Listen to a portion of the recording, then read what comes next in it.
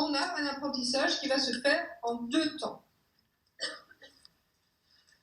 Obligatoirement 2 temps. Alors, Vygotsky a des termes, bien sûr, de la psychologie, plutôt techniques. Il parle de phase interpsychologique. C'est la fameuse phase où inter fait qu'on est au moins 2, voire plus. On va apprendre avec un expert, celui qui sait, et qui va nous montrer, nous expliquer comment utiliser ces fameux produits, ces objets culturels. Obligatoirement, c'est la première phase. Il y a obligatoirement présence d'un expert, même s'il n'est pas là physiquement. Lorsque vous dites « je vais apprendre tout seul », jamais, jamais, jamais vous n'apprenez tout seul. Puisque pour apprendre tout seul, vous devez au minimum ouvrir une page internet sur votre smartphone ou un livre, vous savez, un mode d'emploi, qui va vous expliquer comment faire.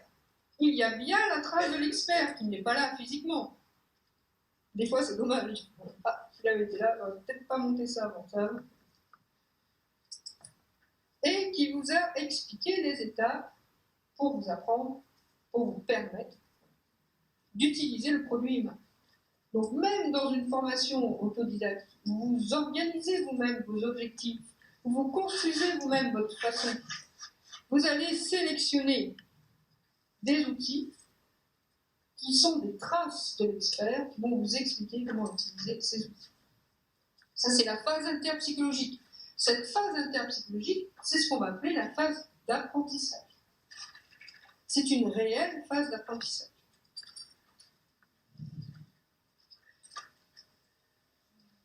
Ce qui est très intéressant avec Vygotsky, c'est que ce qu'il dit, c'est qu'il y a nécessairement une deuxième phase. Et cette phase, ce n'est pas une issue.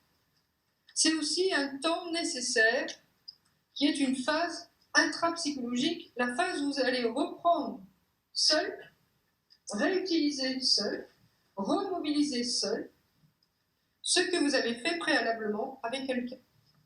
C'est le moment où on se jette tout seul sur le vélo, où on se dit qu'on est capable de monter tout seul une armoire, ou de réussir tout seul une recette de cuisine. Enfin, toutes les fois où vous avez tenté des expériences, après qu'on voulait expliquer, vous étiez dans l'intra-psychologique avec plus ou moins de réussite. Vous avez vu que certaines fois, l'intra fonctionne bien, et puis certaines fois, cette phase, elle a besoin de temps. L'acquisition, c'est le résultat, mais la phase d'acquisition, elle peut être longue. Ce que dit Vygotsky, qui est très nouveau par rapport aux autres conceptions de l'enseignement et de l'apprentissage, c'est qu'au moment où vous terminez une phase d'apprentissage, il n'y a pas nécessairement acquisition. Quand les enseignants vous font une interro flash éclair, qui s'imaginent que vous êtes capable de tout restituer, ce qu'ils essaient de savoir, c'est ce que vous avez pu intégrer déjà et comment ils vont réajuster la suite pour être sûr que malgré tout, ça va continuer à s'acquérir, parce que de toute façon, à l'issue de cette phase d'apprentissage, commence la phase d'acquisition. Et elle peut être plus ou moins longue. Sur certains domaines, ça peut aller très vite, pour d'autres, ou en fonction des domaines, ça peut être beaucoup plus long. Le rôle de l'enseignant, c'est de savoir comment se passe cette phase pour ses apprenants. On ne se dit pas, ça y est, j'ai fini ma leçon sur le pronom personnel, on va passer à autre chose, on verra bien. Eux, ils sont dans la phase d'acquisition, et quand ça sera bon, tant mieux pour eux, on pourra dire qu'ils ont acquis les pronoms personnels. Ce n'est pas du tout ce qu'il faut faire en termes d'enseignement. C'est là ce qu'apporte Vygotsky. Vygotsky, grâce à ce découpage en phase interpsychologique, une phase d'apprentissage et une phase qui est un vrai moment intrapsychologique et une phase d'acquisition, il permet d'introduire la notion de progression spiralaire. Je vais l'écrire. La progression spiralaire.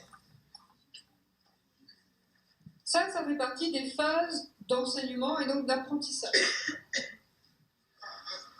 L'idée de progression, quand vous êtes enseignant, l'idée de progression, c'est quelque chose que vous construisez généralement en début de session, de cours, en début d'année, si vous êtes un enseignant sur une année scolaire.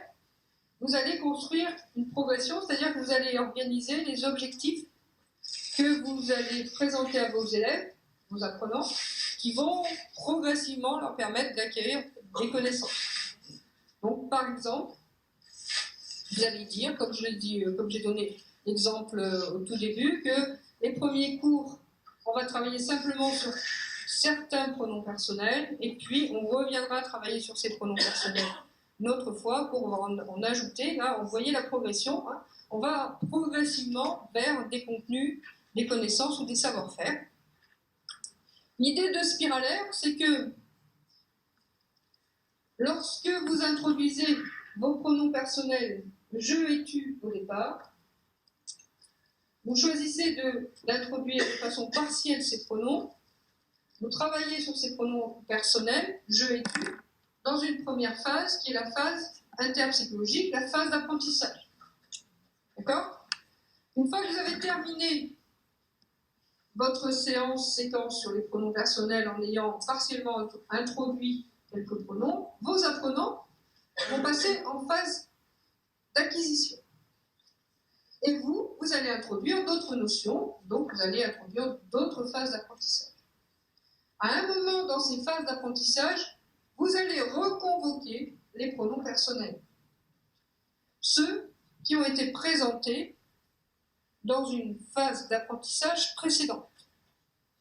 Je continue à travailler sur d'autres objectifs de langue et je vais un jour, dans une phase d'apprentissage, reconvoquer mes pronoms personnels. Dans un autre exercice, je suis en train de travailler sur un objectif qui peut être un objectif langagier, demander son chemin. Et sur le coup, pour pouvoir demander son chemin, je vais reposer des questions sur est-ce que tu peux me donner le chemin, tu dois passer par là. Et comme ça, je vais savoir si mes apprenants ont vraiment acquis les objectifs qui étaient précédemment travaillés, qui étaient les pronoms je et tu. Est-ce que c'est assez clair ce que je dis ? Je fais une phase d'apprentissage, je présente les pronoms je et tu au moment des salutations, j'apprends à dire je m'appelle, tu t'appelles, très bien. Je termine ma phase d'apprentissage, je considère que les apprenants sont dans une phase d'acquisition, mais pour savoir s'il y a eu acquisition, au cours d'une autre séance, pas trop lointaine pour ce qui est des pronoms personnels, je vais reconvoquer mes pronoms je et tu, sans les expliquer, pour voir si mes apprenants sont capables de les utiliser correctement. C'est ça la spirale. Je reviens dans un autre contexte pour les regarder. Et si ça ne fonctionne pas, je suis obligé de reconstruire une phase d'apprentissage pour leur permettre, bien sûr, d'acquérir ces pronoms. Ce qui est fondamental de comprendre, c'est que ce n'est pas parce que l'enseignant a terminé un enseignement, une phase d'apprentissage, que ça y est, il y a acquisition.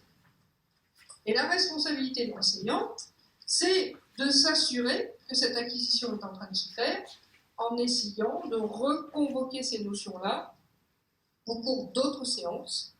Et si ce n'est pas le cas, ou alors si ce n'est pas le cas pour certains, de proposer d'autres exercices et d'autres situations pour travailler ces notions-là. C'est ce qu'on appelle la progression spiralaire.